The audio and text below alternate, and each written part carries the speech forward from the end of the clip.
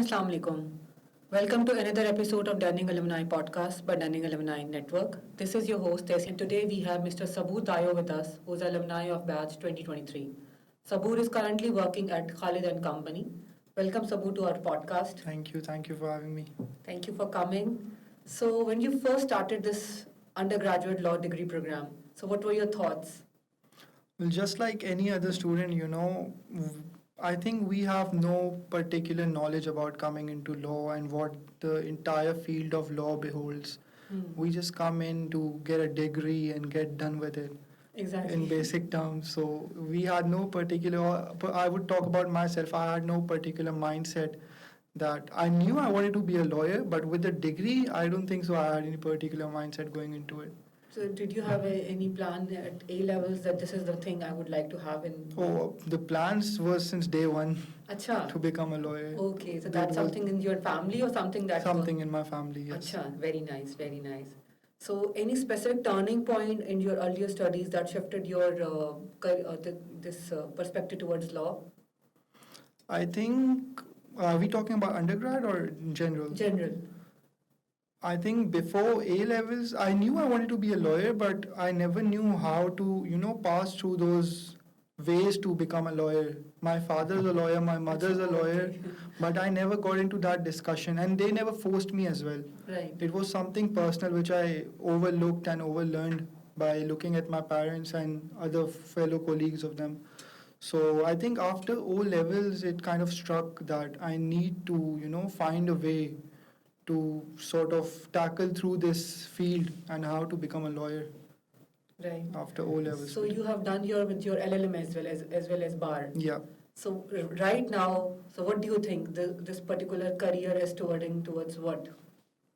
Oh, it's a C, I would say. There's so much to learn, and when we are doing our undergrad or postgrad, I don't think we have that knowledge that what we're going to encounter in the legal field of law. It's so diverse, it's so wide, it's so tiring as well. And I would say there's no room for personal life if you want to go towards success in this field. No room for personal life. So what about it? So usually a usual day looks like for a lawyer is? A usual day, I would say, wake up around 7, 6:37, have your meal, whatever, exercise or whatever, go straight to the court at 8:30 if you have cases. Attend those cases, attend to the judges, argue whatever it is, and then you go straight to the office. There's so much to do in the office. There's drafting if you want to do it. There's legal research. There's if you're a corporate lawyer, you have to do mergers, accusation, transactional advices, and all of that. So the day goes on, and I think it ends at about, if you want to end it early, it ends about 8 or 9 p.m. And then it repeats. So it's a whole it's more than a corporate job then. More, way more. So I don't think there's any fixed timings when you're trying to become a lawyer. It's all flexible when you want to come in, when you want to leave, but it does take time. It does take time, definitely. Because again, it's a long and rigorous day. Like starting with your early things, and then it is. Again depends on the company or depends on the person. If you have cases, then you are sitting in your chamber and doing that. True. Right. So, Saboor, what do you think after becoming any person who becomes a solicitor or a barrister? So, what are the hurdles or unexpected challenges that comes in this particular field? After becoming, yes, I think if we put it in comparison with an undergrad student, I think it kind of reduces the hurdles. Right. But still, you have to go through the hurdles of learning extensive law. You can't just do your course and be like, everything. Okay. You don't know anything about law. Even I would say lawyers who've practiced since like 1990s or so on, they are still learning every other day. Every other day a new judgment comes in, a new statute comes in, a bill is passed. You have to keep doing your research on it to know what exactly this field holds for you. Because if you don't know the true ambit of law, then I don't think you're supposed to be a lawyer. So it's a thing that keeps on going every other day. The hurdles, the challenges, they keep on coming every single day, and you have to tackle to them. So any example you have or something you would like to share? A hurdle, right challenge, now, I'd say right now I'm currently working at Khalid and Company, and I would say every other day, even if my see the first thing is time management, of course, because no one's gonna hear you say no. They don't want you to say no. They want you to take all the work in. So whatever comes your way, you have to take it in. You have to manage it according to priority. The person who's the most senior, you have to give him his work first. Then there's others piled up, and you have to manage it across the day. And I would say recently I did a study on indemnity clauses in section 124 and 125 of Companies Act. And I had to find out case laws where third party indemnities could be, put into the ambit of law, and whether legal fees could be covered in those indemnity clauses. And that case research it took me around 2 weeks Oh, acha. just to get something that legal fee could be included in indemnity. Of course, it had certain other, ambiguities and certain other perspectives that I needed to fill in. Thoda usko narrow down, you had to do it. But obviously, it takes so much time to find the exact thing you're looking for and present it to a judge. To a judge, exactly, with all the support documents and the Yes. references. Right. So the same, my questions like aligned with to this. So how much pressure, either internally or externally, one has to face in this particular field? See, internally, I would say it's about your mindset, Right. how much you want to put into it. Because honestly, we're all human. At some point, we do get tired, and at some point, we do feel like let's skip it to tomorrow, or let's overlook it for today, do something else. Right. But it's all about mindset. If you want to achieve something, you have to give it your all. You have to go through extensive databases of research. If it's not the Pakistani law site, if it's not the ALDs, if it's not the PLDs, you have to do it. You have to keep on going. And an external, I would say, the pressure of your superior Peers, bosses. they need to see you do the work. Otherwise, obviously, your job's at risk. If you're not Definitely. joking, So there is a pressure by them. there is a lot of pressure in There's this a field. lot of pressure. Okay. So either this kind of, because again, from a layman point of view, is this overwhelming feel, or you think it's like, yeah, it's a regular job?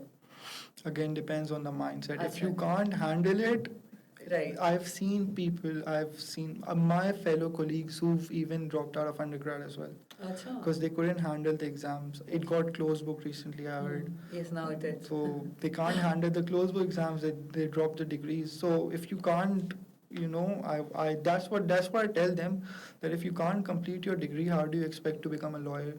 Because undergrad, postgrad is nothing in comparison to what you actually face in the legal field. Right. So it is quite overwhelming. But if you can handle it, though, you can handle You it. will be able to do it. Hmm. So if I talk about the aspiring lawyers who are coming in this particular field, what would you advise them to do, or like the students who are currently studying at Danning, what exactly needs to be done? So I would say that in undergrad, most people do it because they have no other way of getting a degree. What I've encountered is people do law because it's the easiest. Acha, is it? The degree might be. Another stigma is we're only taught what we need to know to pass the exams, which is the harsh reality. That we have a limited amount of what would you say, limited amount of coursework Okay. which we're supposed to do in order to pass the exams. So our mindset is only limited to what we need to know to pass the exams. Right. We're not told what would happen if we go into court, or what are our ethical duties per se, or what do we have to do while conducting an advocacy session in front of a judge. What are you supposed to say? How are you supposed to address the judge? Right. So if we introduce all these things as well, and more importantly teach about the practical reality of the legal field, I think people would then understand what actually becoming a lawyer or having an undergrad degree is in law. Definitely, definitely. So again, so this curriculum, you think in some time there should be a little bit more, I'll say, courses added to it, so that student would be going towards maybe this Pakistani side as well. They would be knowing how to present their cases, or how to talk in front of, like, again, how to present. So, do you think these mootings or any other extracurricular activity would help Oh, students? definitely. Mooting does help, and I've judged various moot courts myself. I see people develop confidence to speak, proudly and openly in front of a judge. I'm not a judge, obviously, but I'm judging their competition. So they develop their confidence whenever they're going in front of a real judge, and either you say district courts, they start from the district courts and the lower courts. So when they go in front of the judge won't give them that much time. He has a backlog of hundred or thousands of cases. Definitely. He would give you maximum 10 seconds. So that development you get from mooting, I would say, is you develop I would say the skill to speak very briefly, but making your point precisely. Right. So that mooting and all, I would say, but mooting, I would say, does it contain of drafting? Somehow, yes, because before that you have to do research, you have to prepare for that, yes. So that's something that should be promoted more and more over the time, because mooting definitely does help. Like we are talking about the art of communication, na? The way you present yourself in front of with the facts and figures, it definitely makes a impression as well. So in terms of this law, or if we talk about Saboor, what habits or mindset that you develop in your life that help you out in this particular field? See, I would again. My dad famously says, if you want to become a great lawyer, you have to keep your personal life aside. Okay. True. So, keeping my personal life aside, all my friends and my hobbies, playing football, or these days paddle is really famous. You have to keep them aside. Right. You have to see. While I was coming here as well, I had an assignment on my mind that's due to be submitted in the upcoming days. So I was just thinking, and how would I do this research? It's basically a research on some tax ordinance section, and I have to find cases. So that tailor-made request that's presented to you by your peers, you have to keep it going and going. So it just keeps on going in your mind, and that habit develops like over time. You keep working for probably 6 months, a year, and that develops and that grows on you. Definitely. So do you think there is something, sometimes some burnout or sometimes you feel like I'm not efficient enough in this particular field? It does happen. It does happen. Because see, whenever you step into this field, you'll always find people that are way more knowledgeable than you. I wouldn't say competent, because we're the ones who judge our own competency. Definitely. Yeah. So you can't say that they're more competent than you, but they're more knowledgeable than you. And you feel like that he does it so easily, or they do it within minutes and it takes us hours. But we should understand that they have the experience as well for years and years. They're doing it continuously, and they're growing. So you get exhausted, you get burned out, thinking, how would I do such amount of work in so little time? But it's again, you have to keep going no matter what happens if you want to become a lawyer, of course. Right. So after doing your LLM and now, mashallah, you're practicing as well, what do you think undergraduate students should look upon while they are graduating from any university? Look upon in terms of, like what would be the thing they should be knowing? When you are coming toward this particular field, these are the skills you must have. see, the first skill is communication. Right. You need to be able to communicate with your heart, because you will tackle not only judges but court clerks, officers, if you're filing an FIR, for example, police officers. And all of these things, they come in life differently just because you're a lawyer now. Right. So you have to have that communication skill. Most importantly, you need to be heard with your voice. You need to have a strong voice so that people can hear you and get your point. Communication is one thing. And then you need to manage time. Time management. Time is so important, and in today's day and age, I would say you can't even imagine. You blink and time just flies by. So you can't get enough time to do all those things. So you need to keep your certain lifestyle aside and try to focus on becoming something that you inspire yourself about or you're passionate about. Passionate about, exactly. So two important skills are communication and time Communication and time management. management. Right. Okay. So I think that's basically where, when it comes to time management, it's really difficult nowadays when we are like It using is. mobile phone or using anything, or when we are doing something we don't know what exactly how much time we are spending on that. Yes, right. And Even I wouldn't say I'm perfect, that I am such a great lawyer that I don't spend time on my phone. I do, obviously, all of us do exactly these all little things. आजकल gadgets में या वैसे भी we are Yes. using. So you don't get the gist of when the time flies by and you have another assignment due, and then it stays due because the time is Right. lost. Exactly. So, what's the definition of success for Saboor? See, the definition of success has changed now. It has Right. changed very drastically. I would say the definition of success for me is getting recognized for the person who I am. Okay, very nice. And what's the misconception about this particular field? Like usually people think yeah, maybe मैं जाऊंगा शायद मेरा case solve हो जाएगा या I would- lawyers are like I would say the biggest misconception is power. power. अच्छा और वो कैसे how? See, half of us do this law because we want to become lawyers. Other half of us do law because they don't know what law is. And Okay. उसमें से कुछ bunch, I wouldn't say a lot of them, but some of them think that it gives you some sort of power, that you're a lawyer. Power like in terms of Power, authority you are above. You can't say it's authoritative that people try to, put it above their heads that, oh, now I'm a lawyer and stuff like that, obviously. So I would say power is something which is a huge misconception because you don't get the power vested upon you in the law as such. But that power, I think that comes from the mindset ke now they think that they know the law, so they can tackle their way around it. But that's Right. not the case. Okay, so anything you would like if you give a chance to yourself, say let's do something differently, which I've done in my university life, but now I want to reimagine and turn it around. I wouldn't say in my undergrad, but in my postgrad, when I went to do my bar, I made a huge mistake. I went without booking my accommodation. Okay. So it was really hectic. I was skipping hotels and Airbnbs for almost 1.5 months. Okay. And Acha. further than that, I lost about 3 to 4 months of studies because I couldn't focus.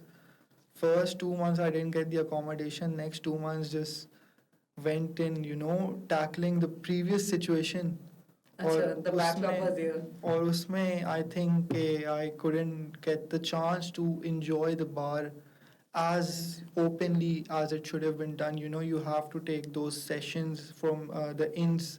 In my particular case, I'm from the Lincoln's Inn, the Honorable Society of Lincoln's Inn. So I didn't get the chance to get as many sessions as I could going over there at Lincoln's Inn. I would have done that differently most of all.